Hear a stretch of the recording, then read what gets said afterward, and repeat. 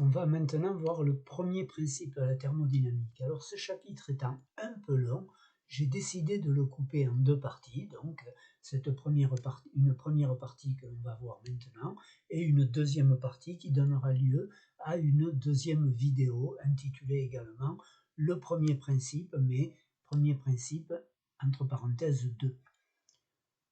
Première chose que l'on va dire, c'est qu'un principe, on ne le démontre pas. En fait, on fait un grand nombre d'observations expérimentales et sur la base de ces observations, eh bien, on pose ce principe. Ce que l'on peut dire, c'est qu'un principe est reconnu valable tant qu'aucun résultat expérimental ne le contredit. Si un jour un résultat expérimental contredit un principe, eh bien, le principe perd toute sa validité instantanément. En thermodynamique, on va avoir le premier principe qui postule que l'énergie globale se conserve.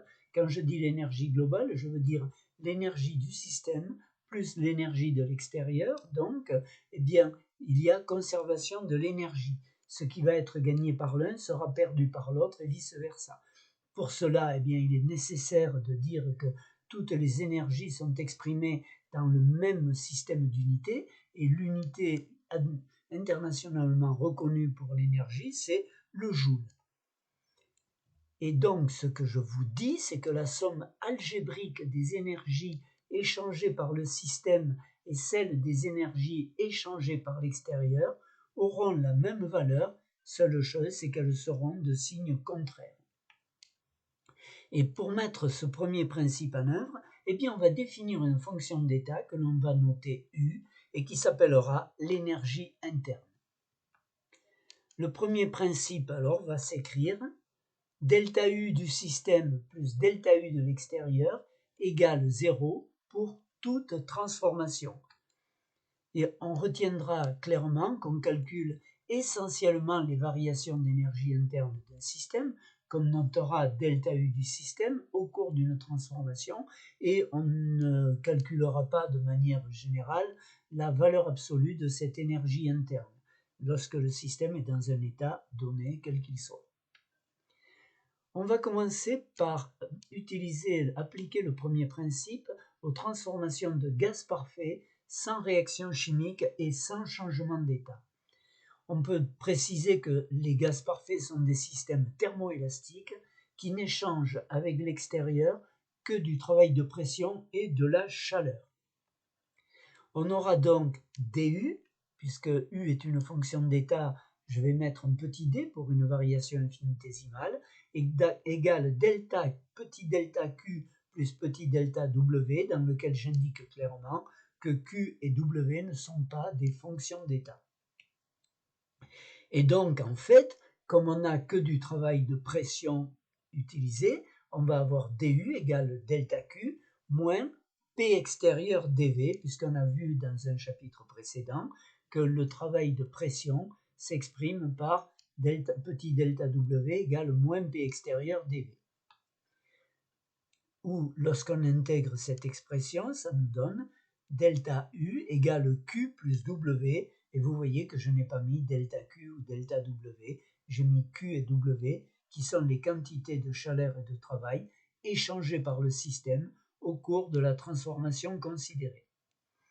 On va maintenant représenter les transformations des gaz parfaits en utilisant le diagramme de Clapeyron.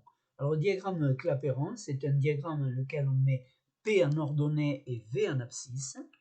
On a le point A qui va être caractérisé par une pression PA et un volume VA, le point B par une pression PB en volume VB, le point C par une pression PC en volume PC, et vous voyez que ce que je vous ai représenté par la flèche rouge ici, c'est la transformation BC.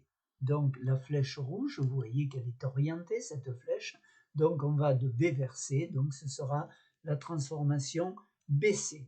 Ce que l'on aura bien entendu, c'est que TA égale PAVA sur NER, TB égale PBVB sur NER, TC égale PCVC sur NER.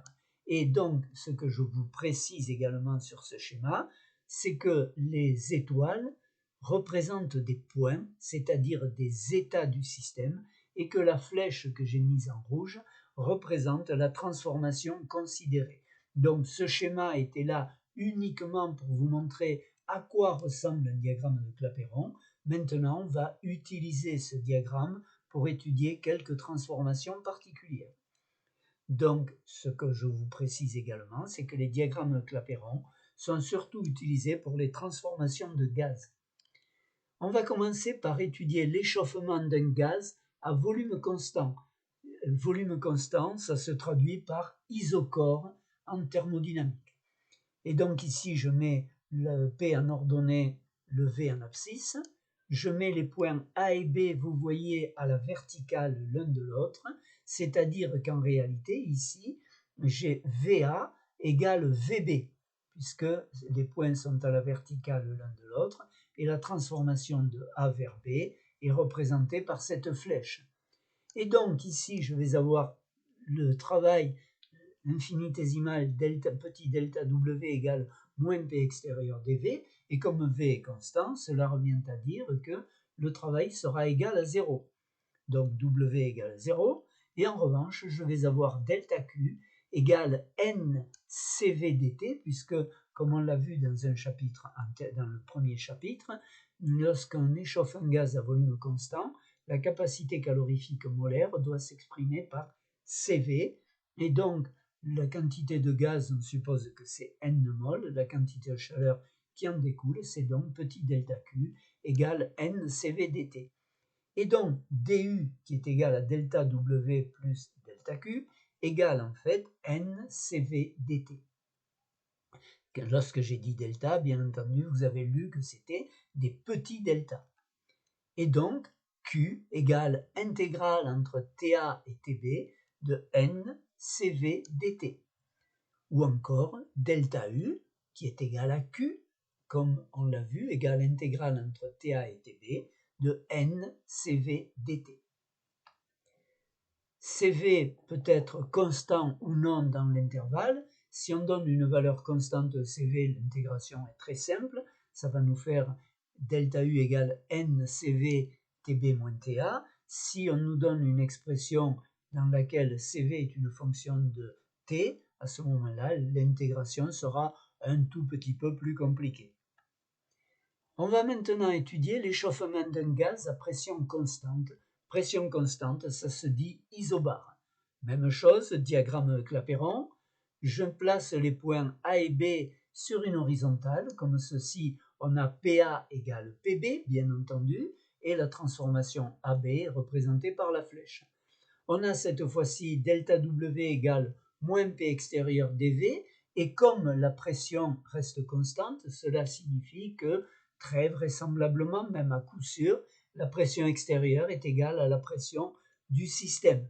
Et donc, je peux remplacer P extérieur par PA ou par PB, donc delta W égale moins PA dV, ou W égale moins PA VB moins VA lorsqu'on va intégrer ceci entre VA et VB. On peut aussi écrire W égale moins PB, VB moins VA, puisque PA égale PB, donc je peux employer indifféremment PA ou PB. Je vais avoir par ailleurs delta Q, petit delta Q, égale N CP dt. Et donc DU égale moins PA dV plus N CP dt. Et donc, lorsque je vais intégrer ceci, je vais donc avoir delta U égale moins PA, ou PB, on est bien d'accord, que multiplie VB moins VA plus Q, Q qui est l'intégrale de NCP dt, comme je vous l'écris ici. Donc ça, c'est quelque chose de relativement évident, on peut passer assez vite là-dessus, mais en revanche, on va profiter de ce paragraphe pour introduire une nouvelle fonction d'état. Regardez un petit peu ce que je vous dis ici. Delta U égale en fait UB moins UA égale moins PA VB moins VA plus Q. Ce qui revient à dire que si je le réécris, vous voyez que je vais pouvoir développer moins PA facteur de VB moins VA, ça va me faire moins PA VB ou PB VB, puisqu'on a vu que PA était égal à PB, et moins PA VA que je vais laisser comme ceci. ce qui revient à dire maintenant que je vais écrire finalement delta U égale UB moins UA égale moins PBVB plus PAVA plus Q. Et si je fais passer les termes en PIVI de l'autre côté, en changeant de signe bien sûr, je vais arriver à Q égale UB plus PBVB, entre parenthèses, moins UA plus PAVA. Et ce que je vous propose de noter, c'est que je vais définir H égale à U plus PV, donc HEA égale UA plus PAVA, et HB égale UB plus PBVB, c'est-à-dire que maintenant, je vais donc pouvoir dire que Q, qui est pour une transformation à pression constante, égale HB moins HEA, égale delta H, et donc je dis que H, c'est l'enthalpie du système. Je n'ai pas insisté auparavant, je vais donc insister maintenant. Si je regarde H, c'est une combinaison de U plus PV. U, c'est une fonction d'état, ça on l'a posé a priori. P et V sont des fonctions d'état. Donc lorsqu'on combine des fonctions d'état entre elles, on obtient nécessairement une nouvelle fonction d'état. Donc ce que je vous dis là, H, c'est une combinaison de fonctions d'état, ou de grandeur d'état, U, P et V, et donc c'est une fonction d'état. L'enthalpie, c'est une fonction d'état au même titre que l'énergie interne. La chaleur échangée à pression constante, c'est la conclusion ici, est égale à la variation d'enthalpie du système au cours de la transformation. On peut poser que delta H égale l'intégrale entre TA et TB de n Cp dt, puisqu'on a vu que delta H était égal à Q lorsqu'on est à pression constante. On va maintenant décrire l'expérience et la loi de Joule. On va d'abord commencer bien entendu par décrire l'expérience de Joule. Si je prends un gaz qui est dans ce cylindre, avec ici, vous voyez une paroi adiabatique, je vous rappelle que adiabatique, ça veut dire qui ne permet aucun échange de chaleur. Ici, je vais avoir un piston qui est susceptible de bouger, et je vais mettre une cale, parce que si je ne mets pas de cale, comme il y a le vide à droite, le gaz va pousser le piston jusqu'au bout. Donc ici, on a la cale qui permet de bloquer le piston. Bien entendu, ce que l'on va faire à un moment, c'est enlever la cale. Si on enlève la cale, eh bien, la pression du gaz va provoquer le déplacement du piston, comme ceci. Et donc ici, on va avoir le gaz, la même quantité de gaz, il y avait n mol de gaz, il y aura toujours n mol de gaz, mais en revanche, la température, le volume a changé, donc la pression a changé, et peut-être que la température a également changé. Et en fait, ce que nous dit l'expérience de Joule, c'est que la température après la détente, lorsque le gaz a vu son volume grandir, eh bien, la température après la détente est égale à la température avant la détente. Donc T égale T', ça dit ça. C'est-à-dire qu'au cours de cette détente, eh bien, la température du gaz n'a pas varié.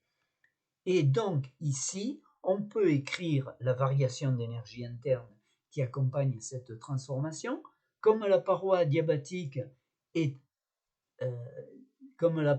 adiabatique, cela signifie qu'il n'y a pas d'échange de chaleur. On va donc exprimer la quantité de travail, delta W égale moins P extérieur dV, petit delta W bien sûr, égale 0, puisque la pression extérieure, c'était le vide. La pression extérieure était donc égale à 0, donc on a delta W égale 0, et delta Q égale 0, comme je vous l'ai dit, puisque la paroi est adiabatique, ce qui revient à dire que DU égale delta W plus delta Q égale 0. Au cours de cette expérience appelée expérience de Joule, on constate que si on détend ce gaz contre le vide, eh bien, et dans une enceinte adiabatique, on constate que la variation d'énergie interne va être nulle.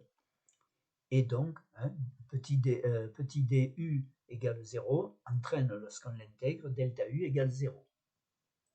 Et à partir de là, eh bien, on va dire que Joule a généralisé ce résultat en indiquant tout simplement que l'énergie interne d'un gaz parfait ne dépend que de sa température. En d'autres termes, UB moins UA égale 0. Mais il est intéressant de préciser que on a UB égale UA si TB égale TA. Ceci est très important, à température constante. L'énergie interne d'un gaz parfait ne varie pas. L'énergie interne d'un gaz parfait ne dépend que de sa température. Donc, on a UB moins UA égale 0 ou UB égale UA si TB égale TA. Ici, je peux parfaitement écrire que U plus PV égale UA plus PAVA égale UA plus nRTA. J'applique tout simplement la loi des gaz parfaits. PAVA égale nRTA égale HEA. Je peux écrire la même chose avec HB. UB plus PBVB égale UB plus nRTB égale HB. Puisque par définition de H, c'était U plus PV. Vous vous en souvenez, on l'a vu il n'y a pas très longtemps. Donc cela signifie que HB égale HEA dès lors que TB égale TA. Et donc, ceci nous permet de conclure le deuxième aspect de la loi de Joule, c'est que l'enthalpie d'un gaz parfait ne dépend que de sa température. C'est-à-dire que si on fait subir à un gaz parfait une transformation isotherme, isotherme ça veut dire à température constante, eh bien la variation d'énergie interne sera nulle et la variation d'enthalpie sera nulle également. On va maintenant écrire deux petites formules qui vont nous sauver dans beaucoup de situations. On va exprimer du et dH pour une transformation quelconque. J'attire bien votre attention sur le fait que la transformation que je vais étudier est une transformation quelconque.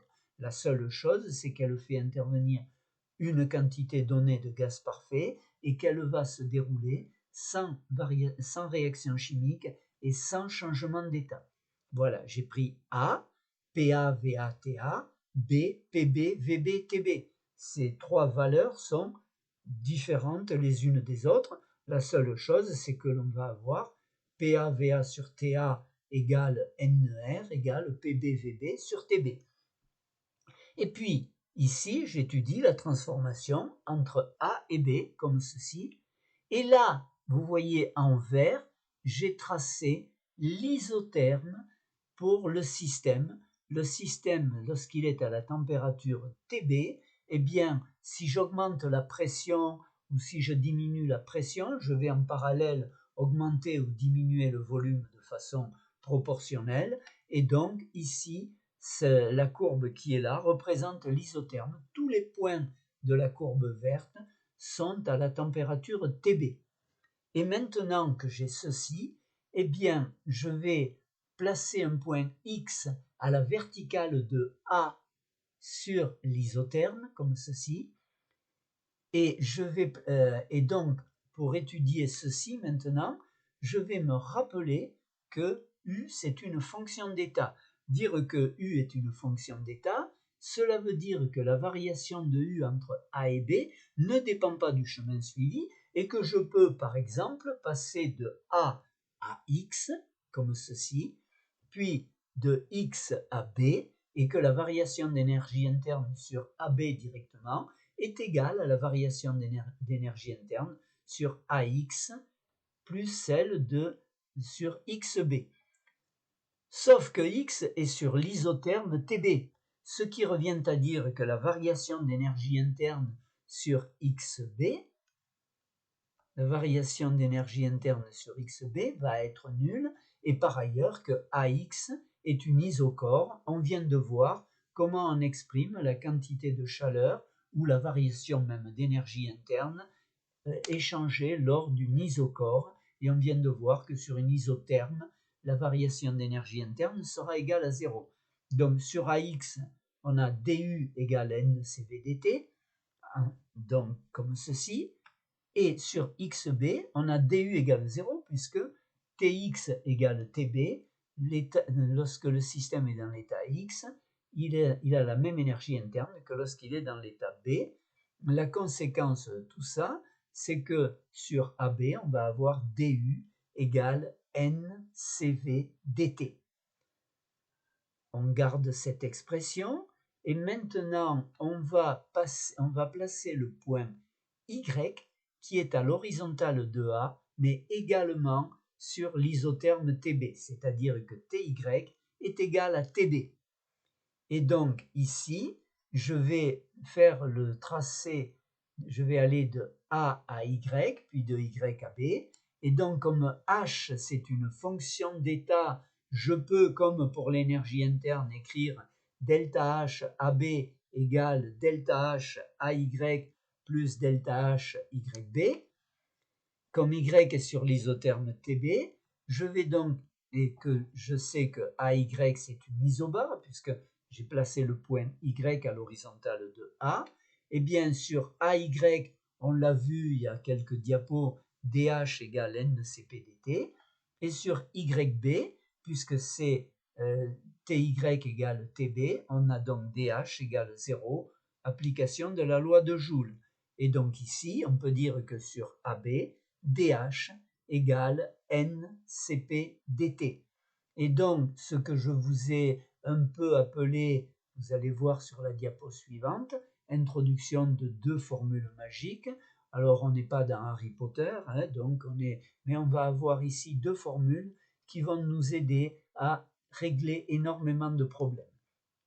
Ce que je vous dis, c'est que quelle que soit la transformation considérée, il manque un E à considérer, j'espère que ça ne vous perturbe pas trop, pour un système constitué d'un gaz parfait pur ou d'un mélange de gaz parfait, on a toujours du égale NCVDT et DH égale NCPDT. Donc lorsqu'on a une transformation quelconque, quelle qu'elle soit, pour toutes les transformations, je pourrais, pour toutes les transformations de gaz parfait sans réaction chimique et sans changement d'état, je dois le répéter pour qu'on en soit bien convaincu, eh bien on va toujours pouvoir utiliser du égale NCVDT et DH égale NCPDT.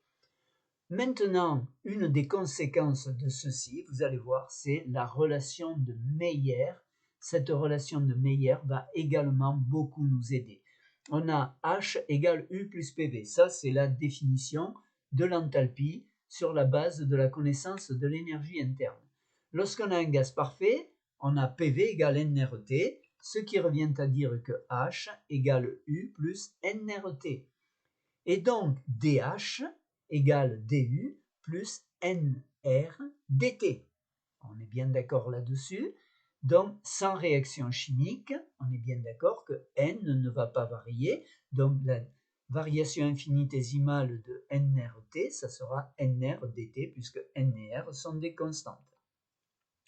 En utilisant les deux fameuses formules magiques, je vais pouvoir remplacer DH par NCPDT et DU par NCVDT, comme ceci.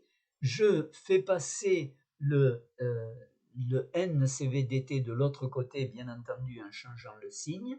Et avec tout cela, vous voyez que j'arriverai donc, j'ai sauté une étape si vous voulez, j'arriverai donc à NCPDT moins NCVDT égale NRDT. Si je mets NDT en facteur commun du côté gauche, j'arrive donc à N, entre parenthèses CP moins CV dt, égale NRDT, ce qui revient à dire CP moins CV égale R.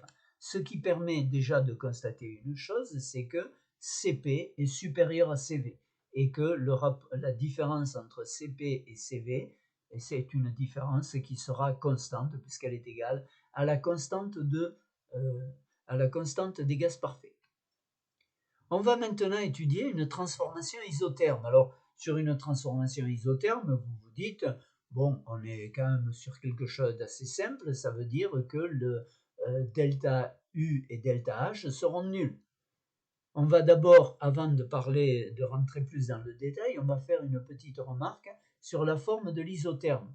On a P égale nRT sur V.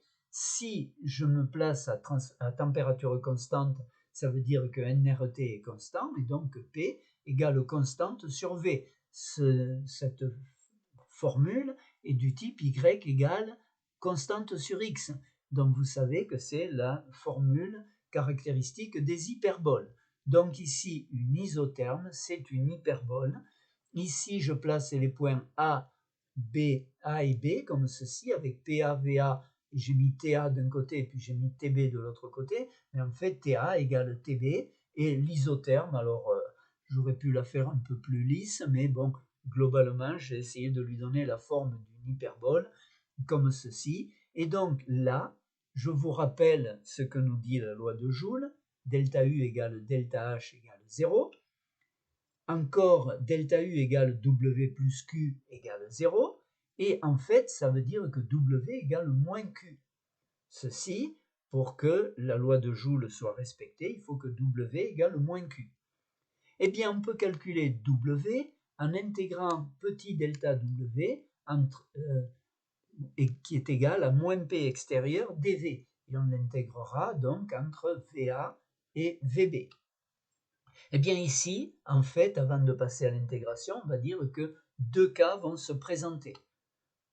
La transformation peut être réversible ou la transformation sera irréversible. Eh bien, je vous propose qu'on commence par le cas où la transformation est irréversible. On a P extérieur qui est différent de P du gaz, mais en général, lorsqu'on a un système comme ceci, P extérieur est constante, ce qui va fortement nous simplifier l'intégration, puisqu'on a delta W égale moins P extérieur dV, ce qui revient à dire que W égale moins P extérieur VB moins VA. Et Q égale P extérieur VB moins VA, puisque Q égale moins W, ou W égale moins Q, c'est comme vous voulez. Maintenant, on va voir le cas un tout petit peu plus compliqué où la transformation est réversible. Si la transformation est réversible, on a P extérieur très peu différent, donc là je le pose égal à P du gaz, mais P du gaz c'est nRT sur V. Et donc, lorsque je vais écrire delta W égale moins P extérieur dV, je vais pouvoir remplacer moins P extérieur par moins nRT dV. Et donc, moins nRT sur V. Et donc, quand je multiplie par le petit dV, je suis rendu à moins nRT dV sur V. Ou encore, lorsqu'on intègre entre VA et VB, vous savez que la primitive de dV sur V, c'est ln de V. Donc, lorsque je vais intégrer entre VA et VB, je vais avoir W égale moins nRT ln de VB sur VA. Et, bien sûr, pour T, on peut prendre la valeur que l'on veut, puisque on est sur une isotherme, TA égale TB, donc vous prenez l'une ou l'autre, en réalité vous prenez la même chose. Et donc, bien entendu, Q, ça va être moins W, c'est-à-dire nRT ln de VB sur VA. On va maintenant faire une petite remarque à propos de la transformation isotherme. Pour les transformations isothermes d'une manière générale, on a vu que delta U égale delta H égale 0. Et ceci, que la transformation soit réversible ou non.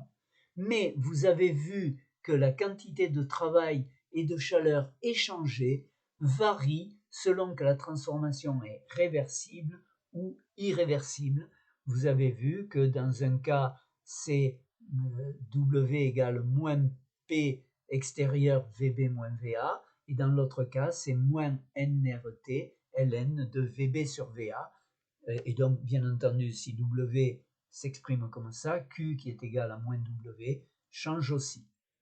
On va terminer cette série de transformations un peu particulières par les transformations adiabatiques. Alors, une transformation adiabatique, c'est une transformation qui s'effectue sans échange de chaleur. C'est-à-dire que quand on écrit DU égale petit delta Q moins P extérieur dV, on écrit tout simplement moins P extérieur dV, puisque delta Q est par définition de la transformation adiabatique égale à 0. Et donc, si on utilise la loi de Joule, on va donc écrire que DU égale NCVDT égale moins P extérieur dV. Ceci peut sembler un peu paradoxal. NCVDT, c'est généralement l'expression d'une chaleur. moins P extérieur dV, c'est généralement l'expression d'un travail, mais dans l'adiabatique, comme l'énergie interne, dans l'adiabatique, comme l'échange de chaleur est égal à 0, on va avoir ceci. Et donc ensuite, eh bien, il reste à considérer les deux cas, que la transformation soit réversible ou que la transformation soit irréversible.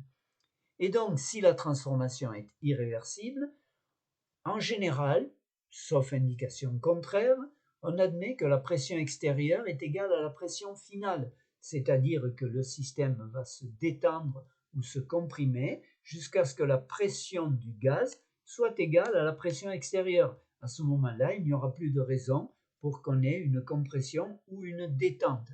Mais donc, pression extérieure égale pression finale. On aura donc NCV TF moins TI égale moins P extérieur, VF moins VI, dans lequel TF et TI sont les températures finales et initiales, et VF et VI sont les volumes finaux et initiaux. En général, dans cette expression-là, vous voyez que la plupart du temps, l'exercice que vous aurez à résoudre vous donne suffisamment de données pour calculer la situation finale. Si par exemple vous connaissez N, CV, TF, pression extérieure, VF, eh bien on peut arriver à s'en sortir avec ces choses-là. Si la transformation est réversible, c'est un peu plus compliqué, parce qu'à ce moment-là, on va poser P extérieur égale P du gaz égale nRT sur V, et ainsi NCV dt, toujours pareil, c'est la quantité, le DU, NCV dt, égale moins nRT dV sur V, et donc vous voyez qu'on peut simplifier par N déjà, et donc cela nous amène à CV dt sur T égale moins R dV sur V. Ici, maintenant, on va poser Cp moins Cv égale R, la fameuse relation de Meyer qu'on a eu l'occasion de manipuler déjà, ce qui revient à dire que vous allez avoir Cv dt sur T égale, alors moins R, donc au lieu de poser Cp moins Cv, je vais poser Cv moins Cp dans la parenthèse pour supprimer le signe moins, dV sur V. Je vais réarranger tout cela. Au préalable, je poserai gamma, la lettre gamma égale Cp sur Cv. Cp et Cv étant des caractéristiques du gaz que l'on est en train d'étudier, eh bien gamma va être une valeur que l'on sait facilement calculer. Et donc, avec tout cela, si je divise les deux termes de l'égalité par Cv, il me reste à gauche dt sur T, et à droite, il va me rester Cv moins Cp divisé par Cv, ce qui revient à dire 1 moins Cp sur Cv, c'est-à-dire 1 moins gamma, dV sur V. D'accord? Donc ça, je ne rentre pas plus dans le détail. Vous voyez comment on arrive à cette expression. Et si maintenant on intègre entre TI et TF, et entre VI et VF, et que l'on suppose que gamma est constant, eh bien on est rendu à, donc vous voyez je sors le 1 moins gamma de l'intégrale du côté droit, et cela m'amène à ln de TF sur TI égale 1 moins gamma ln de VF sur VI égale encore ln de VF sur VI à la puissance 1 moins gamma. Cette expression-là est une expression que vous serez souvent amené à utiliser lorsque vous aurez des exercices à faire sur les adiabatiques. Ceci étant dit, je peux, bien entendu, si deux logs sont égaux, les termes qui sont à l'intérieur sont égaux, ce qui revient à dire que quand vous avez l'expression que je viens de vous écrire, vous avez donc TF sur TI égale VF à la puissance 1 moins gamma sur VI à la puissance 1 moins gamma, et donc cela nous amène, donc si j'inverse, alors ce que je vais faire quand même avant de manipuler tout ça, dans la formule, dans la grosse formule qui est sur la dernière ligne, je vais écrire ln de VI sur VF à la puissance gamma moins 1. On est bien d'accord, si j'inverse le signe de l'exposant, je dois inverser également les deux termes de la fraction, et donc vous voyez que ça me fait TF sur TI, égale VI à la puissance gamma moins 1 sur VF à la puissance gamma moins 1, ce qui nous fait donc TF que multiplie VF à la puissance gamma moins 1 égale TI que multiplie VI à la puissance gamma moins 1.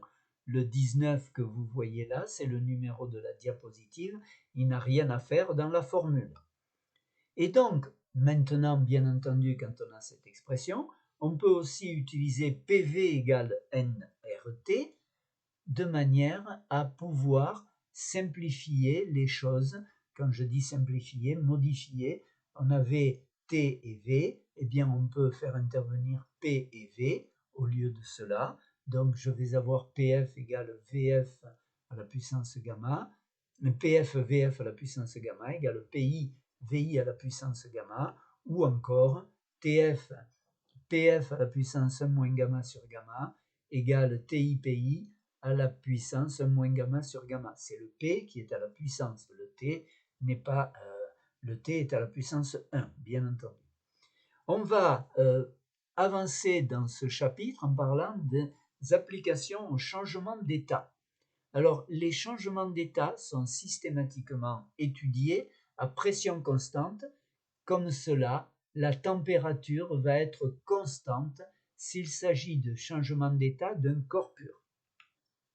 Et on a du égale delta Q moins P extérieur dV, et comme la pression est constante, donc égale delta Q moins P dV, comme la pression est constante, ça veut dire que la pression extérieure est égale à la pression intérieure. Ce que je vous mets là, pour que la pression reste constante, il faut que P extérieur soit égal à P.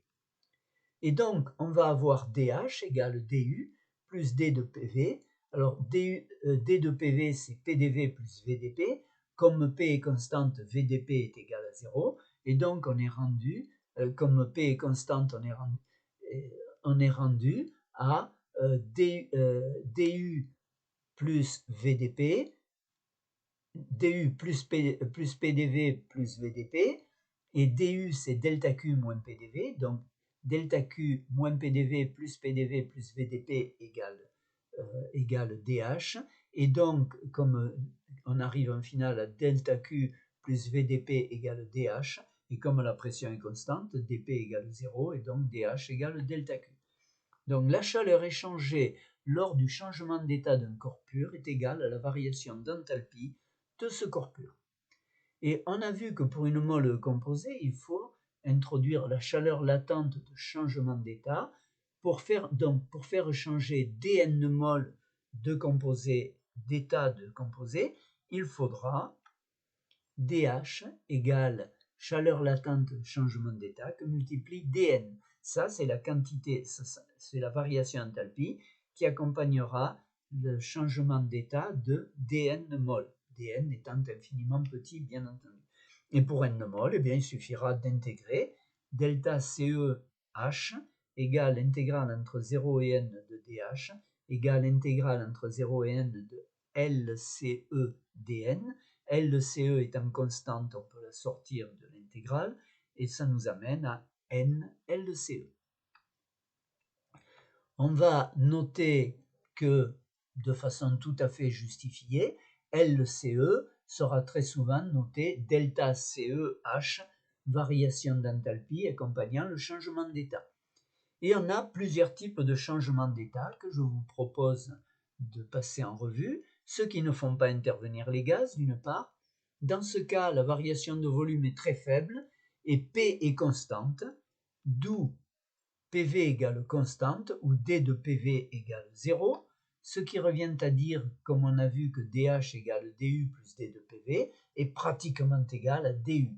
Et donc, il en résulte que pour un changement d'état qui fait intervenir deux états condensés, liquide-solide, variété allotropique d'un sel vers une autre variété allotropique, eh bien, la variation d'énergie interne et la variation enthalpie pourront être confondues, elles sont pratiquement égales. En revanche, quand l'état gazeux intervient, bien entendu, le produit PV pour le gaz va être très très supérieur au produit PV pour les composés condensés. Par exemple, si on s'intéresse à l'équilibre liquide-gaz, eh bien la variation DU égale delta CEHDN moins PDV. En intégrant, il nous vient N delta U égale N delta CEH moins PV du gaz moins PV condensé, mais PV condensé est pratiquement négligeable par rapport à PV du gaz, et donc on va écrire que delta U égale N delta CEH moins PV du gaz, et PV du gaz, eh bien c'est nRT comme ceci. Et donc, si on désigne par delta CEU la variation d'énergie interne molaire du changement d'état, eh bien on va avoir delta U égale N delta CEU égale N delta CEH moins nRT, puisqu'on a vu que U c'était égal à delta U était égal à delta H moins nRT. Et donc, delta CEU égale delta CEH moins RT si on considère une mole de composé.